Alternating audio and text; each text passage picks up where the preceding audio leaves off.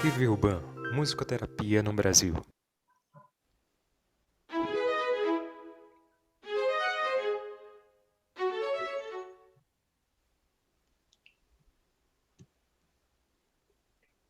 Olá, todo mundo! Eu sou Vivi da Viola. Eu sou Cláudia Reis. E aqui estamos para mais um TV Urban Entrevista, né, Claudinha? É isso aí. Hoje o tema é Musicoterapia e o Dia Mundial da Conscientização do Autismo. E nós temos aqui, Cláudia. duas super convidadas. Então, aqui estão a Meire Geraldo e Luciana Lopes. E hoje nós estamos em Minas Gerais e Espírito Santo. Olha que delícia! Conquistando o Brasil. Pois, muito bem. Então, acho que a gente começa com apresentações, né, Cláudia? Vou pedir para as duas se apresentarem. Eu queria até comentar que hoje eu estou vendo ao vivo uma amiga que eu desenvolvi, que eu fui desenvolvendo amizade pela internet, pelo WhatsApp, a Luciana. Né? A gente começou a se falar por questões de associação, que ela está super ajudando a gente aqui em Santa Catarina. Muito legal. A gente se tornou amigas, assim, a gente troca áudios gigantes, a gente canta juntos no Uni. E hoje é a primeira vez que eu estou vendo ela ao vivo. E eu vou contar uma coisa para você. Meire e Geraldo eu já vi, mas de repente a gente também desenvolveu uma amizade, né? Do nada chega a Meire e Geraldo, Vivi, por favor, você não quer me ajudar na Bravo Web Rádio? Eu falei, Jesus. E a partir daí a gente começou a conversar e descobrimos que a Galeria Out, pois é, Galeria Out, ela... Quem vai contar ela? As duas contam. Então, vamos começar por quem? Não sei, vocês que decidem. Começa, Meire. A gente tem que se apresentar. Bom, então, todo mundo já viu, meu nome é Meire Geraldo, eu sou musicoterapeuta, mãe de um adolescente autista severo. Por causa dele, eu criei uma galeria de arte que chama Galeria Out, a galeria de arte feita por pessoas com autismo, e hoje a gente tem mais de 300 artistas autistas na galeria do Brasil e do mundo também, como Índia, Escócia, Estados Unidos, Uruguai, Portugal, enfim, Cuba, temos vários artistas de fora. E o objetivo da galeria era justamente divulgar a música, a arte, e aí veio também a Bravo Web Rádio, que a Vivi está participando, tem lá um momento para falar de musicoterapia e autismo, então a gente tem várias, desde o ano passado, né, um amigo meu, que é o Marcos, dono da rádio, ele aceitou ele que falou, eu falei, vamos pôr uma música de autista na rádio? Ele, não, vamos fazer um programa, eu falei, nossa, e aí eu achei o máximo, né, e ele mais ainda, e nós fizemos esse programa para os autistas. Então, essa seria, acho que, a minha apresentação. Ah, sim, mais uma coisa, eu participo hoje, é meu último ano de gestão no COMUC, que é o Conselho de Política aqui municipal de Belo Horizonte. Então, essa semana, eles ouviram falar o ano passado inteiro de autismo, esse ano estão ouvindo de novo, e graças a Deus, acho que vão sair algumas ações. Ano passado, eles fizeram uma exposição de artistas, autistas, no Museu Humo, que é um museu de moda, e esse ano, agora em abril, estão prometendo mais duas, vamos ver se acontece, e na semana que vem eu vou estar falando de autismo para todos eles, porque até então parece que as pessoas não, por mais que a gente divulgue, estão conhecendo, mas ainda há essa necessidade. Então, estou muito feliz de estar aqui hoje para compartilhar isso com vocês. Obrigada. Nós que agradecemos. Bom, eu sou Luciana Lopes. O autismo me apresentou à musicoterapia, foi o caminho que eu cheguei até essa profissão. Nossa, eu participo de tanta coisa. Estou agora como vice-presidente da Associação de Musicoterapeutas aqui do Espírito Santo. Faço parte da comissão de formação da UBAN. Faço parte também como representante do Espírito Santo na campanha da ANS. O que mais? Deixa eu ver. Desenvolvi um projeto chamado Música Azul, que com os estudos eu percebi que ele era uma metodologia, então ele vai entrar no meu mestrado e eu quero tentar espalhar o Música Azul pelo Brasil. Tem um canal de podcast só para mulheres chamado Pode Popó. É uma pegadinha aí do mineiro, né? Mas eu fui inspirada. Que legal! Muito legal. Só para mulheres, assim, mas os homens eu percebo lá que eles dão uma ouvidinha também. E Sim. comecei uma série, acho que eles vão espionar. comecei uma série falando que sobre lindo. autismos, desde da desconfiança, né, dos primeiros sinais, depois o luto de perceber meu filho realmente tem uma condição diferente, e depois também a questão do diagnóstico. Tem o diagnóstico, e agora? O que eu faço? Para onde eu vou? Então, e aí eu cheguei na parte do autismo e escola. Como é essa relação de todos esses agentes em torno do autismo? Então, eu posso dizer que eu sou uma mãe TEA muito ativista e com muito orgulho na musicoterapia. Que coisa mais linda as duas, tá vendo, Cláudia? As coisas, uma coisa vai levando a outra, né? Que coisa mais bonita, isso aí, sem contar que elas são ativistas também em associações. Muito bem. Eu acho que a gente pode começar então, né, Claudinha? Vamos lá, fazendo as honras da casa? Eu achei bacana, cada uma dentro da sua região, desenvolvendo projetos que são bastante, talvez até singulares, mas que têm pontos em comum, né? Queria perguntar, de repente, para vocês poderem falar mais sobre esses projetos relacionados ao autismo, né? Para a gente conhecer um pouco, já que a gente está falando da conscientização, né? A Mary falou, poxa, ainda se sabe tão pouco sobre o autismo hoje, né? E como que está sendo para vocês contribuir com essa difusão, né? De que forma que vocês estão fazendo a partir dos projetos de vocês para difundir a conscientização do autismo, né? Queres começar, Meire? Pode ser. Olha, eu acho assim, a Galeria Out, ela começou porque o Arthur, ele é não verbal, né? Então, ele começou a tirar fotos e filmar, mas não era ocasional, era proposital. Isso me chamou a atenção demais, né? Eu falei, gente, como pode uma pessoa que não se comunica, né, conseguir aprender a mexer nisso sozinho e fazer de propósito? Acho aquele o máximo, eu falei, tenho que divulgar isso para o mundo! E aí, eu achava demais, porque mãe é assim, né? Qualquer coisa que o filho faz, ainda mais autista, né? Qualquer passo que eles dão, assim, você já tá, uau, comemorando, vibrando. E eu achei aquilo, então, eu criei a galeria. E ela, agora, né, vamos dizer, no ano passado, aconteceram, com a pandemia, acabou que as pessoas acabaram, acho que, indo tudo pela internet, e ela foi sendo mais descoberta, vamos dizer assim. Até então era meio um hobby, né? E hoje ela realmente se tornou bem assim, vamos dizer assim, não maior, mas ela cresceu. E ela tomou uma proporção que hoje eu estou tão contente, porque vocês terem uma ideia, nós conseguimos fazer eu sempre fiz concursos para autistas de arte, né? E também musicais. E na pandemia, nós fizemos um musical que um menino de Portugal ganhou.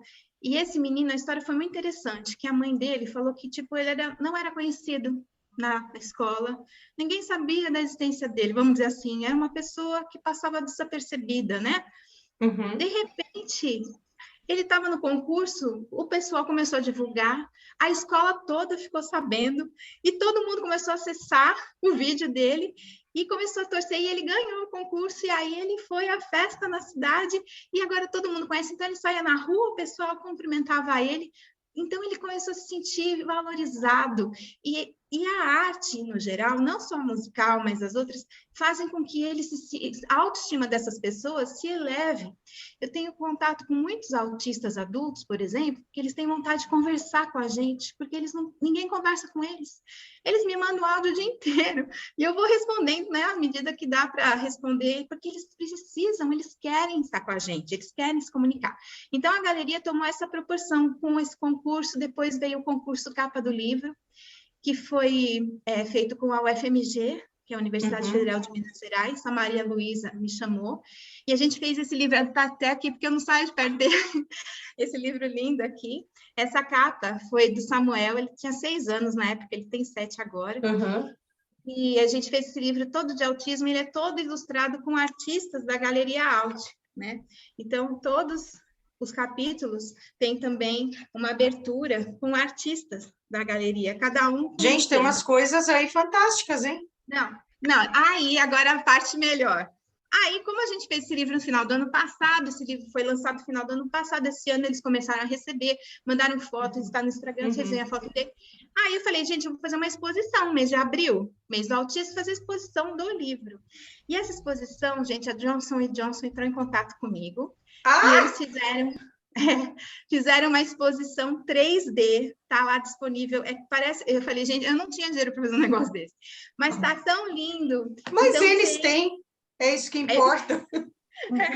E aí, resumindo, esse livro tomou essa proporção, acabou tendo essa divulgação de uma exposição 3D. Eu fiz a minha exposição, ela está lá no meu site, está no YouTube, está em todo lugar, mas está também na Johnson & Johnson, né, em 3D, para todo mundo entrando, como se fossem salas, galerias, para ver as obras de arte.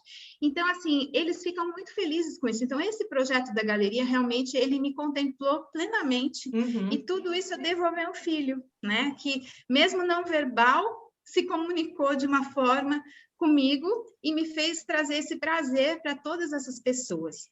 Então, eu sou muito feliz por isso. E também, quando eu entrei no Comuc, eu vou ser franca com vocês, eu não gosto de política, mas eu percebi, eu entrei porque eu falei, não, eu quero entrar para ver como funciona, como que é, e eu percebi que lá as pessoas não sabiam de autismo, como eu falei antes. Então, eu estando lá, eu acabei levando essa outra visão do autismo para eles, e tanto que eu não posso divulgar já, porque eles falam que eles têm que divulgar primeiro, depois eu. Mas, a princípio, vão ter 2 ações aqui em Belo Horizonte que nunca teve, sabe? Coisas que... Mas porque eu estava lá dentro e estou falando, e todo dia eu falo, em toda reunião eu falo de acessibilidade, não só para eles, no caso, porque eu defendo, no caso, todas as deficiências ali. Então, um cadeirante no museu, como que vocês fazem para ele poder acessar? Quando vai um idoso, que nem tem um museu aqui que eu gosto, levei minha mãe, tive que parar super longe, ela é idosa, a gente teve que andar. Como que vocês fazem para resolver essa situação? Então, assim, eu penso no idoso, eu penso no deficiente, eu penso no autismo. E aí, eu acho que é muito importante a gente fortalecer a nós, todos nós, né? Pensar em política. A gente precisa, porque é através das políticas públicas, né, que a gente vai realmente estar conseguindo melhorar o nosso país e melhorar a nossa situação. Então, hoje eu sou ativista política também pela nossa causa e pelos deficientes. Acho que esses são os meus maiores projetos. Obrigada. Que massa! E Luciana? Por onde eu começo? Bom, o diagnóstico do meu filho, eu digo que não foi o fim, né? Eu falo assim para todas as mães que me procuram, é só o começo, é o começo de uma transformação. E quando a gente fala de autismo, assim, às vezes a gente que está muito imersa tem essa sensação assim, não precisa divulgar, é tão falado, tem tanta coisa falando em torno disso, mas você ainda vai encontrar sempre alguém que está começando essa jornada. Então, existem muitas divulgações, inúmeras, mas não tem a sua experiência, né? Porque a gente fala que é autismos, que são muitos distintos dentro de um espectro, então cada um tem uma experiência diferente. O meu filho, quando diagnosticado, ele foi considerado assim, um nível moderado, porque tinha uma fala prejudicada, uma inquietação, mas hoje, depois do tratamento que a gente iniciou, ele já fala, já conversa perfeitamente, a escola, ele já acompanha todos os alunos, e quem olha hoje fala, você tem certeza que ele é autista? Mas, assim, essa caminhada de investir, de estar ali, de estar presente, não só pagando terapias, pagando o melhor tratamento, mas estando presente e fazendo o simples. O simples que eu fiz com ele, que gerou todos esses projetos, foi cantar. Então, eu fazia muito solilóquio com ele, até que um dia ele respondeu, cantando também. E aí, aquilo, assim, foi uau, tem um canal gigantesco aqui para a gente explorar. E assim foi começando. Dá um exemplo de como que é esse solilóquio. Eu sempre perguntava a ele, Rafael, você quer água? Aí esperava, e nada. Rafael, vamos tomar banho? Claro que a melodia na hora era outra, né? Até que um dia ele me respondeu, sim, mamãe. Vamos, mamãe. Até hoje a gente brinca, hoje é rap, o nível tá hard agora. Agora é rimando, entendeu? E tudo que ele fala, às vezes ele está com raiva, ele está nervoso, aí eu começo devagarinho, aí eu começo a rimar, ele entra comigo na rima, a gente começa a rir, e hoje ele fala, mãe, tudo você faz virar música, tudo é ritmo, tudo é música, tudo é... Falei, porque foi assim que a gente começou. Só que, além disso, né, as dificuldades sociais é uma outra questão assim, que é a mais visível, vamos dizer assim, é a que está mais exposta. Se você está num grupo de pessoas ou num supermercado com seu filho, alguém chega e fala, ah, que criança linda, qual é o seu nome? E a criança nem tchum, nem aí, né? É como se a gente tivesse que ficar justificando, olha, ele é autista. Eu fazia isso como mãe.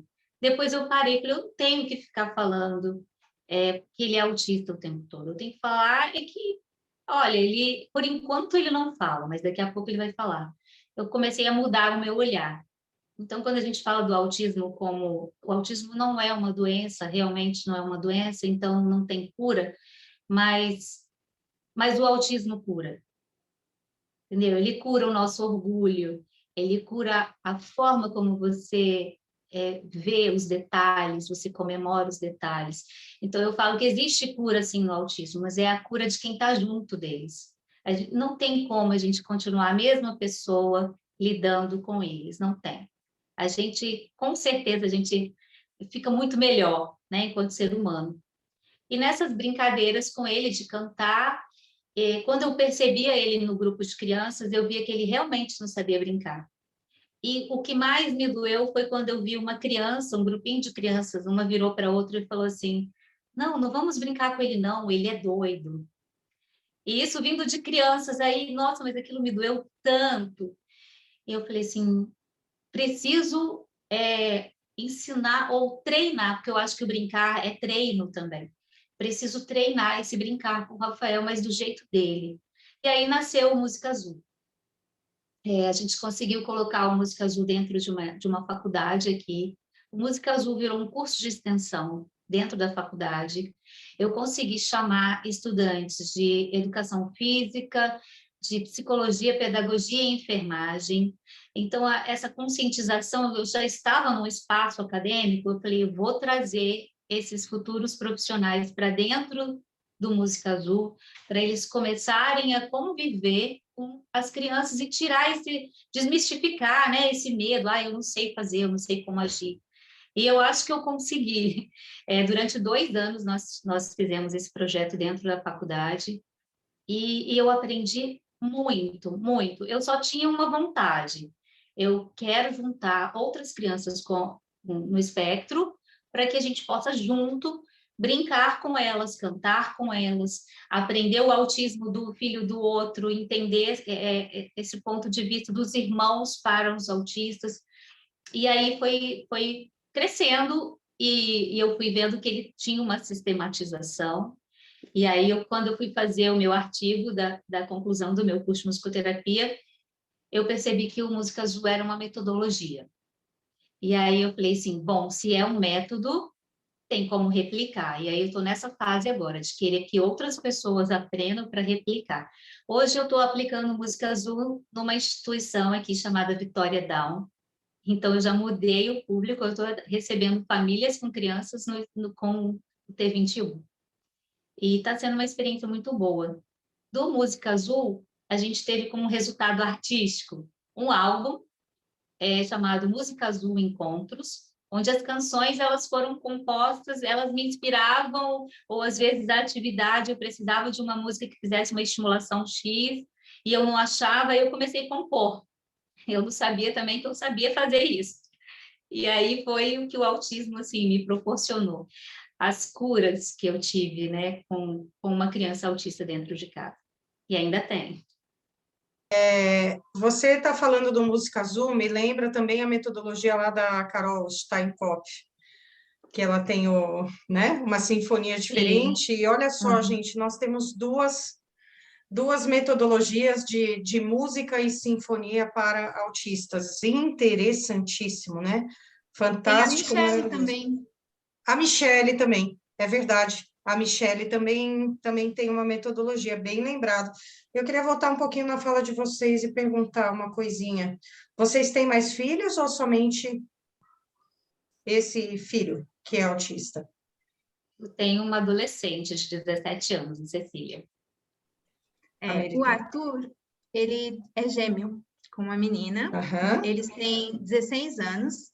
E eu tenho um filho mais velho, de 22 anos hoje.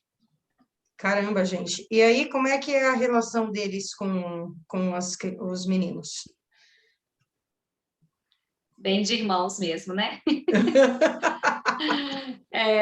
Quando eu analisava os irmãos no projeto, eu comecei a ver que as dores que minha filha tinha eram as dores dos irmãos, que se acham preteridos, tudo é para o Rafael. O Rafael tem 12 anos, tudo é para o Rafael, tudo gira em torno dele.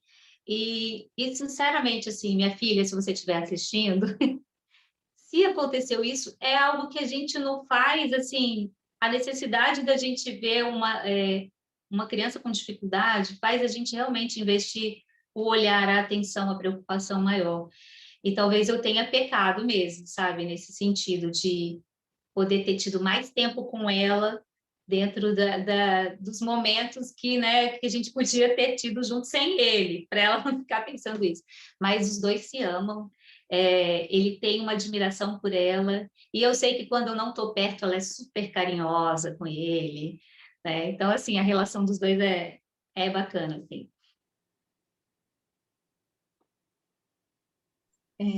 Então, aqui em casa também acho que passou isso pela cabeça deles, né? Acho que todo filho pensa, né? Tem essa questão, está dando mais atenção.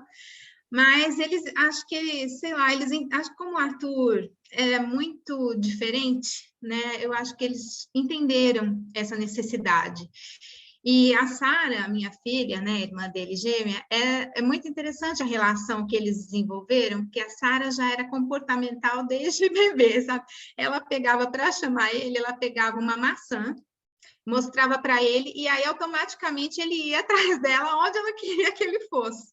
Então, assim, ela já condicionou ele com a maçã, porque Arthur adora maçã. Ele, no início, ele comia, no início não, né? Quando começou a comer maçã, ele acabava comendo 20 por dia. Era uma loucura.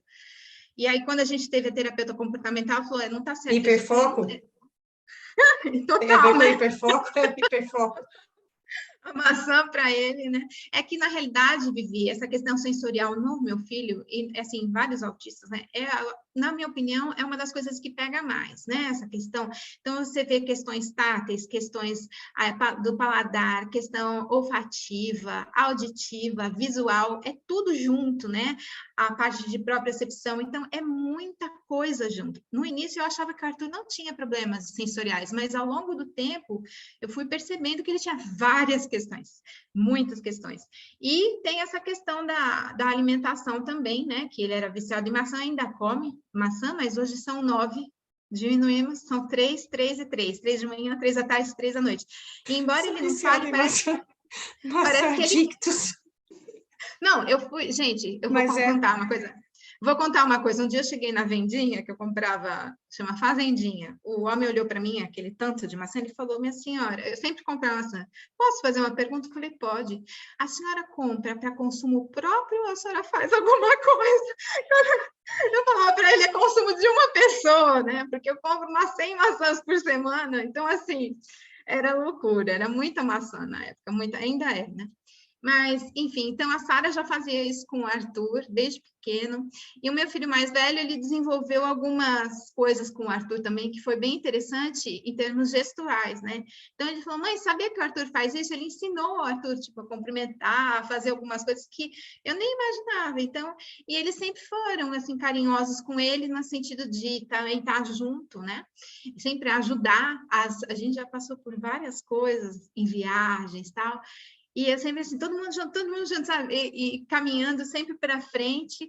E como a Luciana falou, eu sou outra pessoa, né? Também não só eu, o Arthur, o autismo transformou a minha família.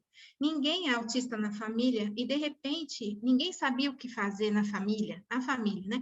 Mas hoje a família já tem uma outra visão.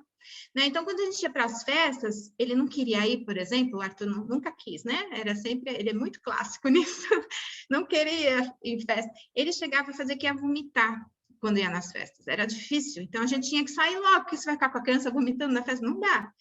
E, então, assim, são uma série de coisas que a gente foi aprendendo a lidar no dia a dia. E aí, o que acontece? A nossa família começou a entender o quanto, às vezes, era difícil participar de uma ação, assim, tipo uma festa. O quanto era difícil, às vezes, num casamento. Mas a gente nunca deixou de ir, eu sempre levei. Inclusive, ontem até comentei, a gente foi uma vez no Beto Carreiro. E, gente, olha, o Beto Carreiro é ótimo, para mim foi ótimo, mas assim, eu vou contar só a parte a mais sensacional de todas. Arthur adora velocidade, e ele não, ele chegou no Beto Carreiro, infelizmente, na frente do Beto Carreiro tinha um heliponto, não sei se ainda tem, e estavam ligados os helicópteros, aquilo irritou, ele desorganizou demais. Mas fomos para o parque, ele reclamando o tempo todo, mas chegou no Madagascar, gostou, e aí tomou um sorvete que nunca tinha tomado, são novas experiências, novos ambientes, era tudo novo, né? Mas a parte ups, né, disso tudo, e sempre todo mundo junto, foi quando ele foi na montanha-russa, né? Ele não queria... Gente, quando ele sabe as montanhas-russas, tira aquela foto, assim, de você, ele tá assim... Mas, gente, aquilo para mim foi o máximo, porque realmente ele sentiu.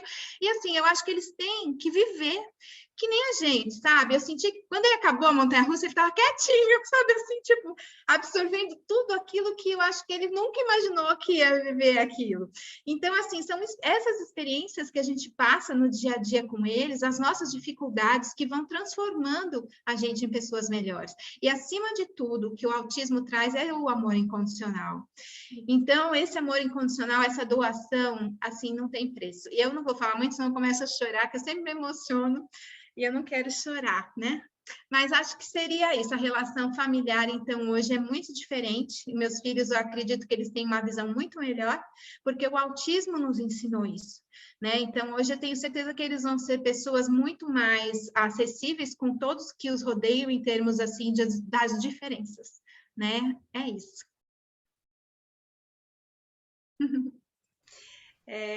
Eu acho que as duas acabaram se voltando para a musicoterapia por causa dos filhos, né? A Lu falou isso, tu também, Meire? Na realidade, é o oposto. Na realidade, não, é o oposto não. Vamos lá. Quando eu me formei, lá em 1990, alguma coisa na antiga e extinta Tupinambá, Marcelo Tupinambá, o que aconteceu? Eu fiz psicodrama, porque eu queria trabalhar com grupos. Eu cheguei a trabalhar, né? Fui trabalhar com empresas para fazer, eu queria trabalhar em RH. Quando eu tive o estágio de autismo na faculdade, eu achei aquilo triste, porque em 1990, gente, o autismo era culpa da mãe, né? O autismo não tinha solução. As crianças ficavam na sala fazendo PEP, se ia lá, cantava, tentava interagir, até conseguia algumas coisas, mas era uma coisa assim, que não existe. Autista é autista, não que ele vai deixar de ser hoje, mas hoje a gente sabe uma perspectiva muito diferente. Então, eu achava o autismo triste, sabe, Cláudia? Muito triste. Eu falei, eu não quero trabalhar com essa tristeza, eu quero alegria, eu quero desenvolver. E, então, na realidade, a musicoterapia entrou na minha vida de outra forma, e queria ajudar as pessoas, claro, sempre essa vontade. E o autismo eu não tinha vontade de trabalhar. Aí veio o filho autista, e aí sim, aí a musicoterapia foi para o autismo. Eu tinha largado a minha profissão, né? Na realidade, eu tinha ido para outra área completamente diferente. E aí, quando o Arthur nasceu, eu acabei saindo da empresa, né? Eu era gerente comercial no Carrefour, lá na matriz de São Paulo. Eu sou paulista, e aí eu saí do Carrefour e vim para Belo Horizonte. E aí eu fiquei como assim, uma mãe coruja, né? Com todos os filhos e só trabalhando com eles. Inclusive, essa época foi muito legal, porque eu tinha todos os instrumentos, né? Embora não trabalhasse, então eu punha eles para tocar sábado, domingo à tarde, quando eu estava com os 3 ali. Então, tenho foto deles todos tocando, interagindo, e o Arthur trabalhava isso com eles. Então, desde pequeno, o Arthur teve essa estimulação, né? Mas a musicoterapia foi assim. Então, quando veio essa questão do Arthur, eu comecei a voltar de novo para a minha área, e hoje eu só trabalho com autista, basicamente, eu atendo autistas. Claro que eu atendo um pouco, tenho síndrome de Down, né, alguma outra coisa assim, mas a maior parte, eu vou dizer, 90% são autistas, e hoje eu estou mergulhada, literalmente, no autismo, em todos os jeitos, né? Na vida e na profissão.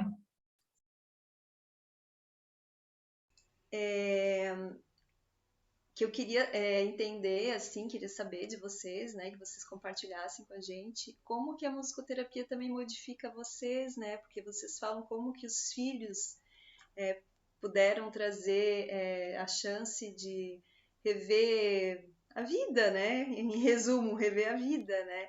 E como que a musicoterapia, de repente, tem essa possibilidade, aconteceu isso com vocês, de vocês também, a partir dela, terem darem outros significados, assim, como que funciona para vocês? Eu confesso que igual a Meire, quando eu, no meu estágio que eu fiz bacharel, eu fiz licenciatura em música, aqui na FAMES, na Faculdade de Música do Espírito Santo, e a gente tinha uma disciplina, né, para poder falar da educação especial, nós fizemos visitas, e quando chegou no capítulo do autismo, eu meio que pulei, assim, sei lá, porque eu não quis aprofundar muito, né? Falei assim, eu acho que eu não vou ser uma boa professora para uma criança assim. E aí, quando o autismo veio para mim, ainda houve uma certa relutância, porque o Rafael, hoje eu entendo que desde quando ele nasceu, ele já apresentava sinais, mas a gente não conseguia perceber isso. Então, por exemplo, o exame da orelhinha tinha dado, a doutora pediu para repetir. Então, quer dizer, ela fez uma estimulação e ele não respondeu, mas a audição totalmente ali preservada. Então, ele já tinha ali alguns sinais, a questão sensorial também, na hora de amamentar, ele parecia que não tinha saciedade, mamava, mamava, mamava, mamava, e a questão do sono. Então, assim, quando a gente está lidando com um tipo de autismo dentro da casa da gente, a gente não imagina como que o nosso saber, o nosso conhecimento pode auxiliar o nosso filho. Agora, eu estou falando como mãe, para as mães que estão aí, mas eu não sou musicoterapeuta, e aí, o que eu posso fazer para auxiliar? E eu sempre falo o seguinte, nós somos especialistas maiores que pode existir no nosso filho. Então, se ele respira diferente, a gente sabe que vai ter febre. Só de respirar diferente, o hálito está diferente, você já sabe. Então, a gente precisa talvez estar mais atenta, sabe, a esses sinais que a gente vem recebendo. E como profissional, é claro que essa experiência materna aí, a gente leva para o setting, né? Acho que talvez o mesmo carinho, a mesma compreensão, e até a gente se surpreende bastante porque são pequenas respostas que a gente tem. Eu não sei você, Meire, mas eu comemoro de um jeito que, assim, eu sei o quanto é difícil dar aquela resposta, eu sei o quanto que tem que investir para ter aquele retorno, né? E às vezes esse retorno não é tão imediato, né? Eu atendo um paciente, por exemplo, que a mãe dele fala assim, semana passada você trabalhou isso aqui com ele, não foi? Falei, sim, foi. Pois é, ele ficou, depois da sua sessão, uns 4 dias depois, é que ele foi fazer tudo aquilo que você estimulou. Ou seja, o tempo de resposta dele é diferente e eu não tenho esse feedback imediato, né, com ele na sessão. Então, a mãe que me passa. Então, assim, eu acho que esse transtorno a gente sempre vai ter que estudar e a gente sempre vai ter que olhar para esse paciente ou para esse filho com um olhar assim de potencialidade. Se a gente for pensar que existem, né, segundo os estudiosos, mais de 10 tipos de inteligência, então ele vai ter uma inteligência se manifestando ali. Seja sinestésica, seja emocional, seja intrapessoal. E não precisa necessariamente ser lógico-matemático ou uma fala Não. desenvolvida. E aí é que a gente volta na mesma questão, né? Será que o hiperfoco dele não é uma inteligência? Dessas todas Né? aí, né? Que a gente não tem? Exatamente. Então, não é uma deficiência, talvez é uma super eficiência que a gente não consegue entender e acaba limitando, Exato. né? A pessoa tem todo um potencial para ser demonstrado, mas como a gente está num padrão em que ele não tem chance de mostrar, então a gente acaba achando assim que não precisamos desenvolvê-lo na matemática, em português, em linguagens. Mas espera aí, todos nós temos vários tipos de inteligência. Então, se a gente começar a olhar com esse, né, com esses olhos de vamos descobrir quais são os potenciais, quais são as inteligências dele. Vamos começar por aí e as outras, vamos ver se faz sentido. Se não fizer sentido para ele, para a família, para a vida dele, não tem por que a gente perder tempo ali em cima, né?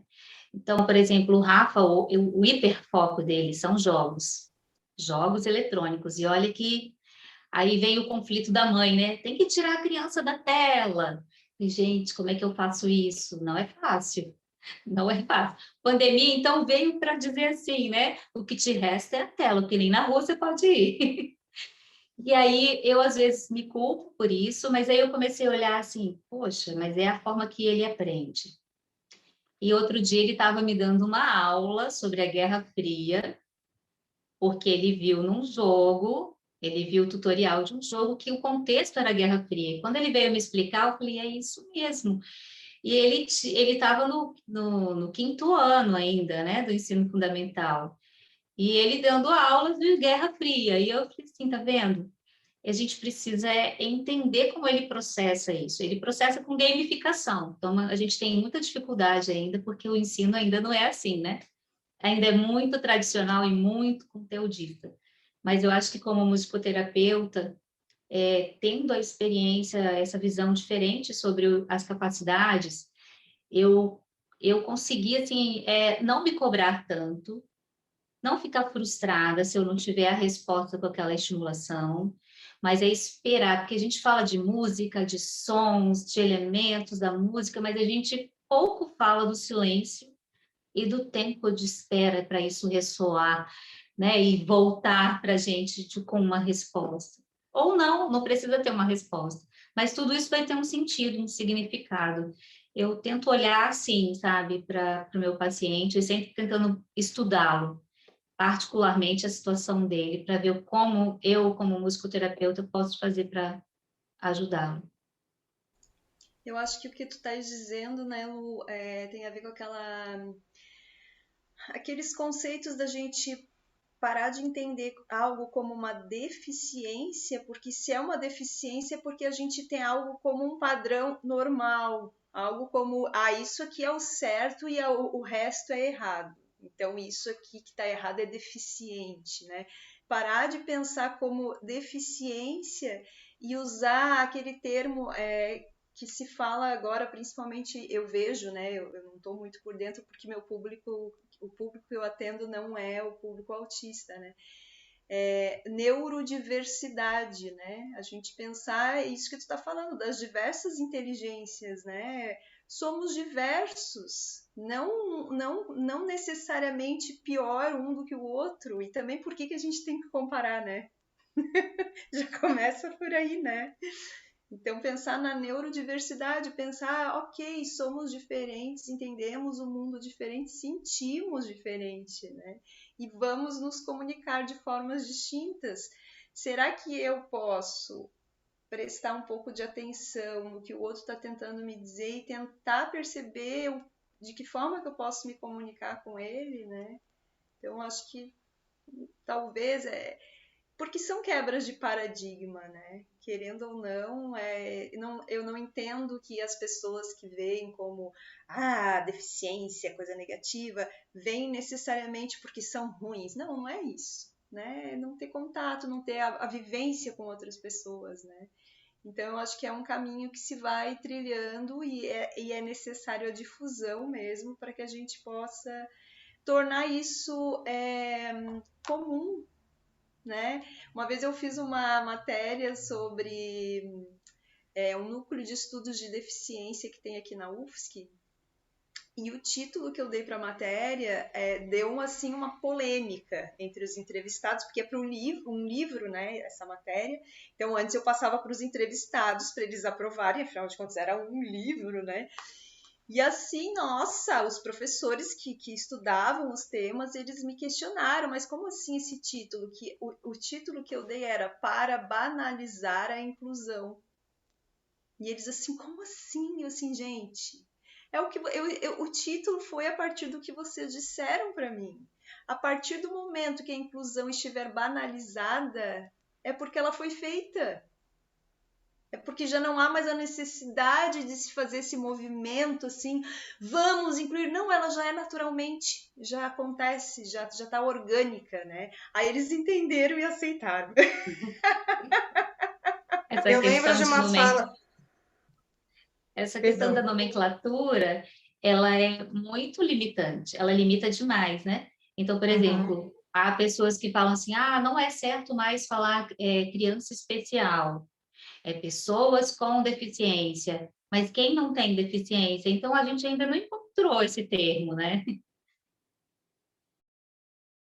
Não encontrou, e eu lembro de uma fala do Morgan Freeman quando ele estava numa entrevista, que alguém perguntou para ele sobre a questão do racismo, né? Ele falou: a gente não tem que falar, é simples, é bem o que a Cláudia falou de banalização, a gente não tem que falar. Se você não falar, vai virar normal, tipo, não falar, não que a gente tem que esconder. Basta todo mundo entender que é assim, normal. Quando chegar no ponto que ninguém falar nada, vai estar normal, e aí a questão acaba. Então, seria nesse sentido a banalização. Eu lembro jeitinho da fala dele. E essa questão das nomenclaturas, quando eu fiz a minha monografia, que foi em 2004, eu acho, eu peguei uma tabela de nomenclaturas que aconteciam para pessoas com deficiência, né?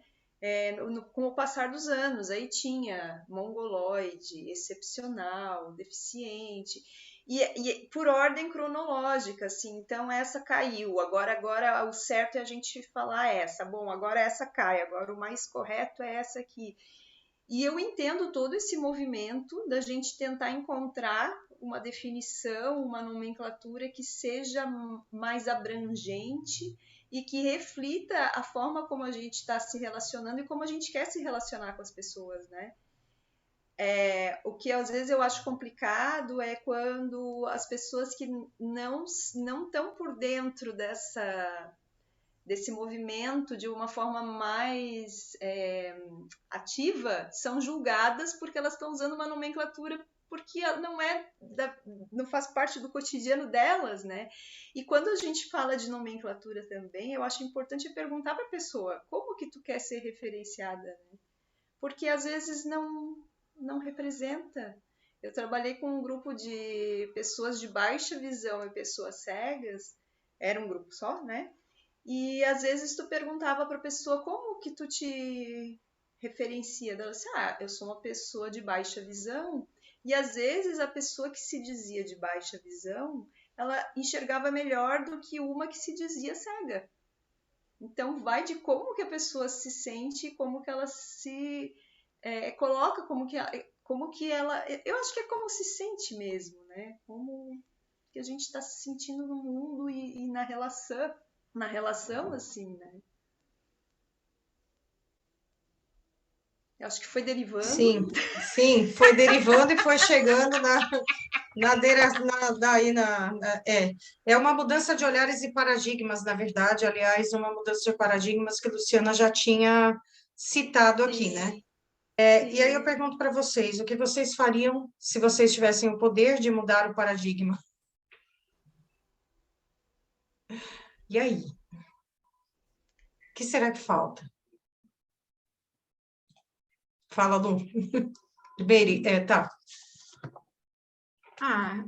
Eu acho que tudo que eu faço hoje é para isso, né? Para que as pessoas vejam o mundo normal, que elas têm que ser, não tem que ter essa banalização à inclusão, né? Que elas realmente sejam inclusas. Então, é como eu falei, né, no início, no Comuc, as pessoas lá não sabiam, assim, de autismo, sabe? Eu tive uma reunião com eles outro dia que eu contei algumas coisas, alguns comportamentos disruptivos, algumas coisas sobre autismo, e eles ficaram assim, sabe? Nossa, é assim? É isso que você vive no seu dia a dia? Porque muita gente romantiza, né? Assim, o autismo, né? E hoje é modinha. Mas não é isso, não. Quando a gente fala de transformação, as dificuldades que a gente vê no dia a dia das famílias com autismo são inúmeras. Mas, por outro lado, elas são barreiras que vão sendo vencidas, porque, como a gente falou, o autismo pode se desenvolver. Então, é isso que as pessoas têm que entender, né? Que a pessoa é autista, ela, por enquanto, não vai deixar de ser, porque não tem cura, mas elas são pessoas acima de tudo. Então, eu acho que, Vivi, a primeira coisa para quebrar esse paradigma é as pessoas entenderem o autismo, né? E é por isso que a gente está aqui hoje, nessa é a minha opinião.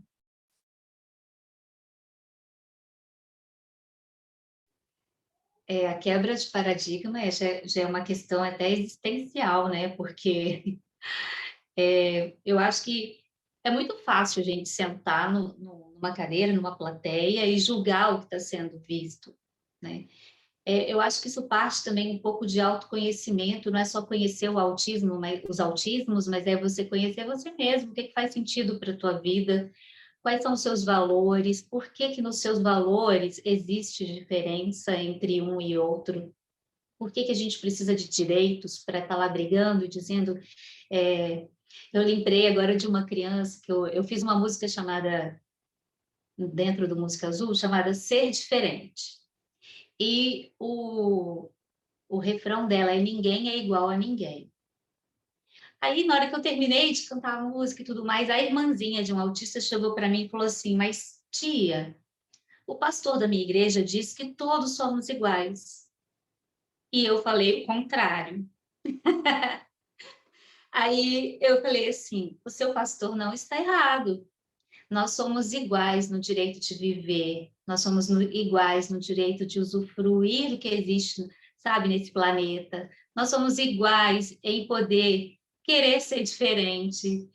Aí ela foi ficando assim, né? Eu falei assim, olha para mim, olha para você, nós somos iguais? Não, nós somos diferentes, mas nós somos iguais no direito de querer amar e de ser amado. Então, assim, na hora eu tive muita criatividade, muito insight para tentar explicar isso para uma criança. Mas ela fez uma pergunta, assim, muito simples e profunda, né? Se nós somos Pois é. todos iguais, como que ninguém é igual a ninguém, né? Então, assim, eu acho que parte daí. É muito fácil a gente falar do outro quando a gente não olha para a gente. Então, eu acho que esse o paradigma, tipo, é muito mais abrangente, né? É o ser humano, é olhar o ser humano e por que que há essa distância? Por que que há essa diferença? Por que que eu tenho que falar de raça? Por que que eu tenho que falar do transtorno do espectro autista? Né? Aí a gente volta para aquela questão. Quando for banal, o problema se extinguiu. Mas enquanto a gente começar a julgar, sentar na arena, né, na arquibancada e ficar só olhando para o meio da arena, a gente não vai se colocar na condição de faço parte disso. Espera aí, não é lá, somos nós. Então, eu acho que as crianças, elas nos ensinam tanto nisso, né? Não só as crianças, as pessoas que estão no espectro, independente de que situação, de onde ela se encontra nesse espectro, ela consegue só na existência ensinar para a gente muita coisa. Então, eu acho que essa quebra de paradigma tem que começar por cada um de nós. É a gente se colocar numa situação onde a gente é igual, mas respeitar as diferenças nessa igualdade aí. Ter empatia, né? O ano passado a campanha aqui de Minas era empatia. Eu acho que empatia é tudo. Falando de campanha, Lu, tu és embaixatriz da campanha da ANS, fala um pouquinho pra gente. Some. Então, na última reunião que nós tivemos, eu digo que foi muito emocionante. Eu consegui ver ali a força dos profissionais musicoterapeutas. A gente está fazendo uma campanha para que haja a possibilidade dos autistas serem atendidos pela musicoterapia constando no rol da ANS. Então, se no rol da ANS estiver lá musicoterapia, os planos passam a ter que cobrir, né, fazer essa cobertura. Então, as crianças diagnosticadas, os adultos, as pessoas diagnosticadas em TEA passarão a ter esse direito. Então, essa campanha, a gente não imagina qual é o processo para se inserir, não é fazer um abaixo-assinado, né, demonstrando interesse da população em fazer parte, que faça parte. A musicoterapia é importante, eu quero que meu filho seja atendido pelo plano. É muito mais complexo que isso. Então, existem vários estudos que têm que ser feitos e comprovados, estudos de impacto econômico, social, enfim, esses detalhes eu não sei te dizer aqui, mas a gente precisou fazer uma campanha para arrecadar um valor, para a gente contratar esse estudo, para pagar esse estudo, para a musicoterapia entrar não como um procedimento, mas como uma terapia para ser coberta, como as outras terapias, né? Fono, TO. E esse estudo, ele é pago, e não é tão baratinho assim. Então, a gente precisou fazer essa mobilização. Muitas famílias contribuíram, muitos profissionais contribuíram para que a gente pudesse... A gente está numa etapa só, né, desse estudo. E a Foi gente um movimento nacional, né, Lu, da UBA? nacional, isso aí. A Foi gente um teve grande representando... movimento. Eu também sou Isso embaixatriz aqui de Minas, viu, Cláudia? Ah, Eu não falei, né? Meu Deus, temos 2 embaixatrizes hoje! Ó. Tá muito chique aqui! não, mas a Meire tá, Mas então, dia pensa 29, num programa né, Meire? antipático que é o nosso hoje, né? E aí a gente conseguiu bater essa meta, assim, quase lá, né? A gente está quase conseguindo.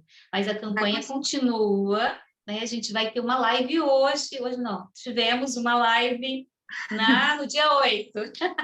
Dia No dia 8. 8, mas ela vai estar no ar, vai ter lá o QR Code para poder fazer essa contribuição ainda, né? Enfim, a gente tem muita esperança, porque há já estudos, né, com evidências científicas comprovando isso, a eficácia da musicoterapia para esse público, e quem sabe a gente não consegue aí, né, muito em breve. Então, eu acho que é uma conquista muito grande para toda a comunidade autista, sabe? Porque uma coisa é você ter o acesso por seus meios próprios, a outra coisa é você saber que você está sendo assistido por um direito. Então, acho que vai ser muito maravilhoso que todos possam ter o direito de ter acesso à musicoterapia. Porque hoje só através da justiça, né? Os pais têm que entrar na justiça para poder ter o tratamento da musicoterapia. Então, isso é muito triste, né? Porque, afinal de contas, como a Luciana falou, a musicoterapia é uma ciência e está comprovado a eficácia dela no autismo. Então, não tem por que os planos não cobrirem isso. Verdade. É mega complicado essa questão, né, de não ter porquê, ter porquê, porque aqui em São Paulo é assim. Os pais entraram com uma liminar para poder ter o tratamento de musicoterapia, arte-terapia, que está chegando lá mais ou menos no mesmo ponto, e está tentando a regulamentação também, e aí a gente precisa de uma luta um pouquinho maior, né? Mas daqui a pouco vocês vão ver a campanha e vão ver essas lives com 2 embaixatrizes aqui, mas que coisa mais chique. Estou achando o máximo esse negócio aqui, né? Vamos ver. E na live do dia 8 tem uma música minha que eu fiz para o meu filho. Olha que Também coisa, tá vendo? live. Tem a voz da Vivi, da Viola e da Cláudia Reis também. Não, a minha não é voz, a minha é só o piano, né? Porque eu fiz a letra e o Bruno é um músico aqui de BH, que era meu professor de violão na época. Ele musicalizou minha letra. Aí eu toco e faço coro, mas ele que canta. Mas mas é a música que eu fiz. maravilhoso. Eu vi vocês falando das músicas, a Lu falando da música Somos Todos Diferentes, de ser diferente é normal. E não, tu também, né, ele tá falando... eu queria ouvir as duas. Nossa, sério? Cantando agora? Rola? Ia ser bom, né? Eu também queria, eu ia pedir isso, fiquei com vergonha. Não tem nenhuma viola aqui, ó. Eu também não sei mas nada. pode levantar para pegar, não tem problema. Nossa, olha só, ao vivo isso não pode. Não, tem que ser outro dia, preparadas com os instrumentos. O meu é o piano, não dá para carregar o piano para cá. Mas eu podia tocar no violão, claro. Se as duas estivessem aqui em casa, tinha um piano de rolo para levar também. Eu não tenho aqui de rolo. Não tenho. Não, quem Mas sabe, se vocês numa tiverem... próxima, né, a gente ensaia e toca. Eu realmente não tenho nenhum instrumento aqui perto de mim. Eu também não. Quem sabe se vocês tiverem isso gravado em vídeo, vocês podem postar o link nos comentários da nossa live. Tá. Eu vou colocar lá, então. Tem no YouTube, tem no Spotify. Tem um vídeo. No Spotify vai entrar, mas ainda não entrou. Mas entrou uma música do Calamaleão Azul, que a Galeria Alt participou, que a gente fez uma parceria com uma associação do Rio Grande do Sul, e eles queriam uma música para a associação, né? E aí o Bruno, que era o meu professor de violão, que é músico maravilhoso, fez a música, tá linda, já tá no Spotify, é super linda. Vale Conta a pena para Vivi, as duas têm vídeo? A minha tem que vai passar na UBAN, né? Mas é um vídeo que eu fiz para Então divulgar a tem que ser, música. vamos esperar um pouquinho a exclusividade aqui, então, né? Porque senão eu já ia Não, e passar aqui, daí já ia também compartilhar, É, já depois. tô assim. vídeo desse álbum eu não tenho, não. Eu tenho uma que eu fiz a música do outono, Sons de Outono, Uhum. que eu fiz uma gravação caseira mesmo, vídeo caseiro no sentido de edição caseira. É, o meu E por também. quê? Eu tenho uma paciente adulta, uma autista adulta que eu atendo, e aí ela adora uma música. Estava muito calor, era verão, aí eu pedia para ela ligar o ventilador e ela ia até o ventilador e não ligava.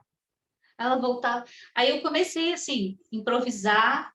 Aí eu falei, é verão, que calor, liga o ventilador. E aí ela foi. Aí ela, toda a sessão, aquele calorão, eu cantava, ela já sabia, ela ia lá e ligava. Aí acabou o verão, entre aspas, que aqui está muito quente no Espírito Santo ainda. Eu falei, gente, acabou o verão, e agora? Preciso inventar uma para o outono. Aí eu compus uma, né, para o outono. Essa tem vídeo, tá editado bonitinho. Acho que ficou bom. Depois, Ah, só então mandar, daí podem postar nos comentários daqui só do nosso mandar que eu vídeo. coloco, depois eu faço uma Beleza. edição ali no pedacinho e coloco o link. Posso fazer uma última pergunta antes, que é a respeito do Dia Mundial de Conscientização do Autismo? Então, eu queria saber de vocês duas qual a importância, como vocês acham, como vocês veem a importância desse dia? Porque 2 de abril foi comemorado o Dia Mundial de Conscientização do Autismo. Então, se vocês puderem falar um pouco da importância desse dia, vai ser bem legal. Esse dia, eu não sei se vocês sabem, ele foi feito pela ONU, né, em 2007, pela Organização das Nações Unidas, e eles lançaram isso justamente para as pessoas terem informação, né, e não terem tanto preconceito e discriminação com as pessoas com autismo. E desde então, todo dia 2, muitos prédios se iluminam de azul pela causa, as cidades todas, às vezes, tem mães que fazem caminhada, tem outras que fazem corrida, tem outras cidades que fazem, carreata, sabe? A gente tem cada coisa legal. E aqui em Belo Horizonte, eu vou falar agora daqui onde eu estou. Eu lembro, logo que começou esse dia 2, todo mundo se encontrava numa praça que chama Praça da Liberdade. E a partir desse momento, o movimento foi crescendo, aí falaram, não, vamos fazer a semana do autismo. Então, não era mais só o dia 2, passou a ser a semana.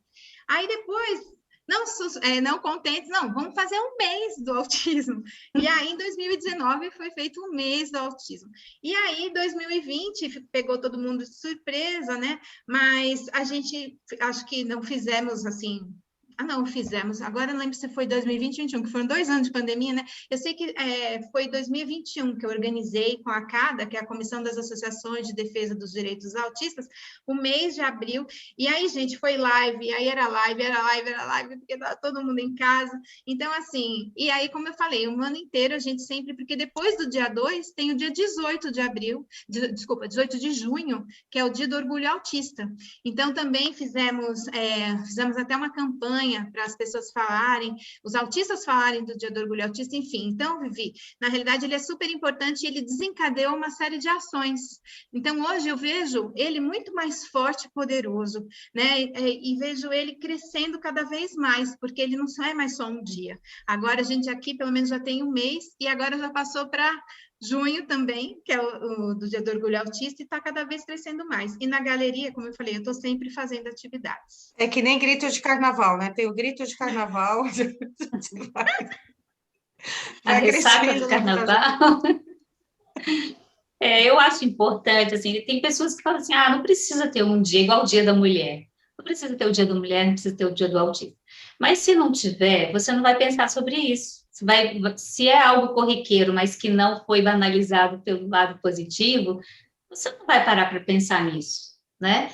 Igual a gente precisa ter o Dia do Índio ainda, né? Então, por quê? Porque tem gente que só lembra de índio quando vê o feriado, vai fazer uma atividade na escola. Então, assim, são muitas questões que, se a gente for parar para pensar, são questões sociais. Então, a gente precisa, sim, olhar para todas as questões sociais que existem, assim como tem o Dia do Síndrome de Down, precisa existir, porque a gente tem memória curta, né? eu acho que o mês de abril, assim, realmente é um mês para se falar, para se dialogar, para se olhar o quanto a gente conseguiu de conquistas, né? Existem muitas famílias aí muito, assim, muito ativas a ponto de conseguir, né, benefícios e vitórias para toda uma comunidade. Então, realmente é muito importante ter um dia para se comemorar e um dia mundial.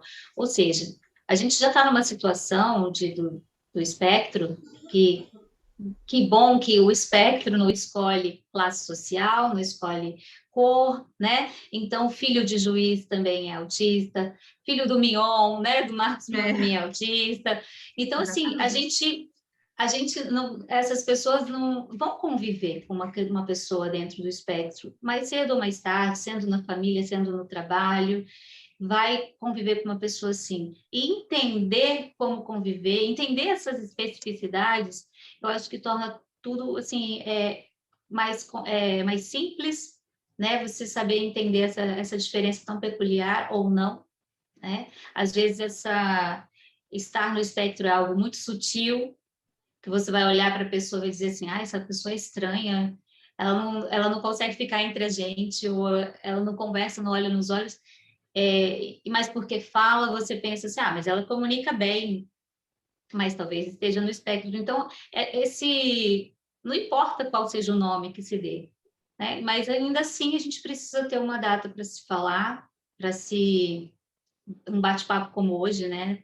Só entre mulheres aqui, mas com certeza muitas outras estão fazendo isso nesse exato momento, né? Eu acho muito importante ter esse local de fala e de escuta.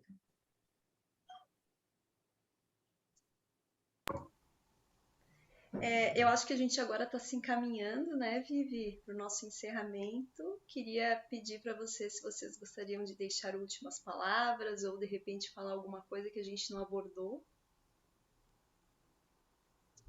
Eu queria agradecer pelo convite, de poder estar aqui representando muito humildemente meu estado, Espírito Santo, os meus colegas musicoterapeutas, as mães de autistas, porque eu senti, isso não é uma dor, ser mãe de uma criança com essa necessidade, mas é sim uma oportunidade de ver a vida diferente, de ressignificar todas essas dores, e mandar assim, um abraço, um beijo para todas as crianças do Música Azul que durante a pandemia a gente ficou afastado e agora são adolescentes, eu acho, né, para todas as comunidades que lutam por essa causa, que representam a gente.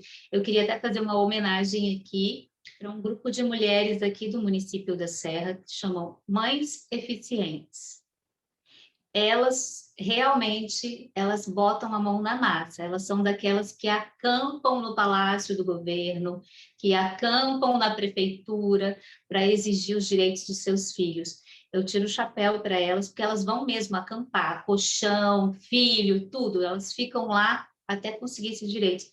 E eu acho que não é uma atitude só de coragem, elas estão fazendo isso para o bem de toda, né, uma comunidade. Então, eu queria prestar aqui hoje a minha homenagem a essas mães que também me representam.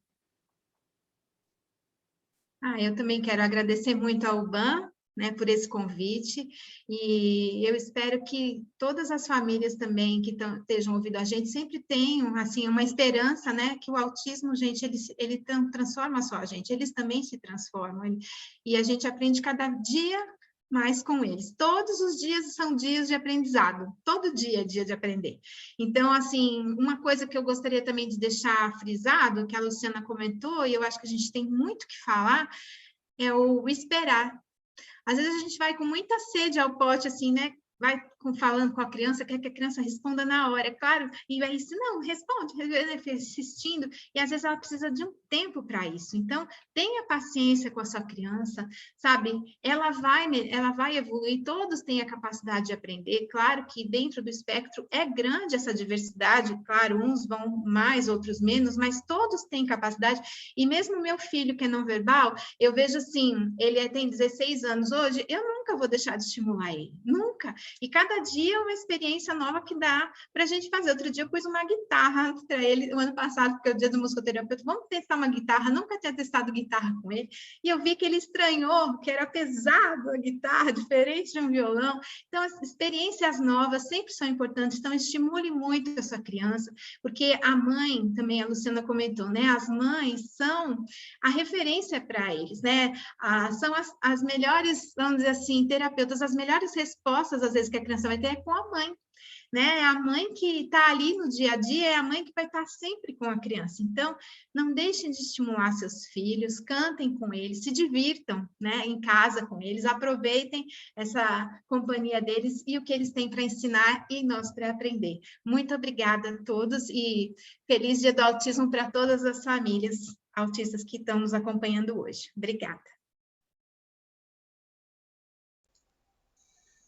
Estamos, então, encaminhando para o final. Vamos agradecer as duas maravilhosas que estão aqui. Estamos hoje na região sudeste, né, Claudinha? É quase todo sudeste. A Claudinha está invadindo aqui de Florianópolis, Santa Catarina, Meire Geraldo de Minas Gerais. Minas Gerais. Luciana Lopes do Espírito Santo, Vivi da Viola de São Paulo, Cláudia de Florianópolis. E a gente vai agradecer muito vocês por estarem aqui.